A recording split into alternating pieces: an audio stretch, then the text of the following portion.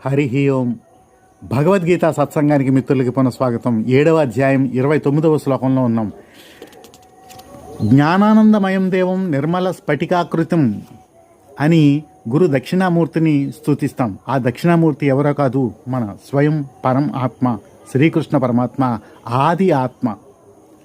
ఆయన్ని తెలుసుకుంటాం చిట్ట చివరిలో. జరామరణాలకు ముందు, జరామరణాలంటే ముసలితనం తర్వాత మరణం, ఇవి సమీపించేసిన తర్వాత ఈ ప్రయత్నం చేస్తున్న వారు ఎవరైతే ఉన్నారో వాళ్ళు తెలుసుకోగలుగుతారు. ఏమనంటే, జరామరణ మోక్షాయ మాం ఆశ్రిత్య యతంతి మే తే బ్రహ్మ తద్విదు కృత్స్నం ఆధ్యాత్మం కర్మం చ అఖిలం. అఖిలం మొత్తం ఆయనే, కర్మ కూడా ఆయనే, అలాగే ఆధ్యాత్మం, ఈ ఆత్మకు ఆది ఆయనే అనే విషయం తెలుసుకుంటాం.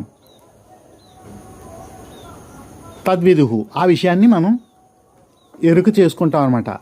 ఆది ఆత్మ అనమాట. మన ఆత్మలన్నిటికి కూడా ఆది. ఇప్పుడు ఈ శరీరానికి ఆది ఆ స్టెమ్ బ్యాంకులో ఉంది కదా, ఆ బొడ్డు ముక్క.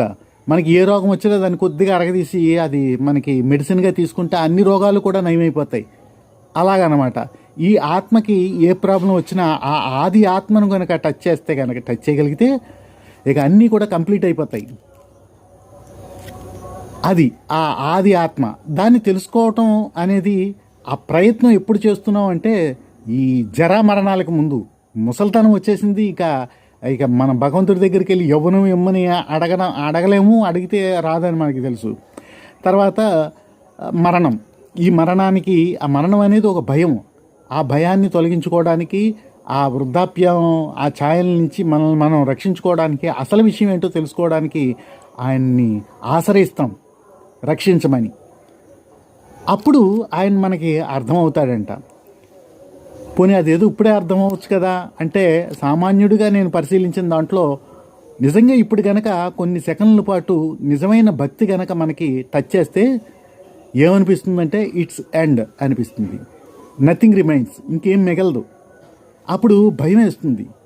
భగవంతుడా, ఈ శరీరం మీద ఆధారపడి భార్య పిల్లలు ఉన్నారు, వారి కోసం నాకు అంత భక్తి వద్దు, కొంచెం చాలు, నాకు సహకరించండి చాలు అని మనం దాని నుంచి తప్పించుకుంటాం. భక్తి కోసం ప్రయత్నం అయితే చేస్తున్నాం, కానీ నిజమైన భక్తి పడితే ఇట్స్ ఎండ్.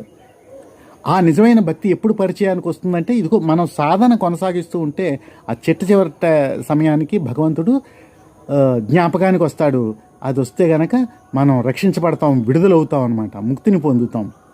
జై శ్రీరామ్, జై శ్రీకృష్ణ. వచ్చే వీడియోలో ఆఖరి శ్లోకమైనటువంటి విజ్ఞాన యోగంలో ఆఖరి శ్లోకాన్ని చర్చి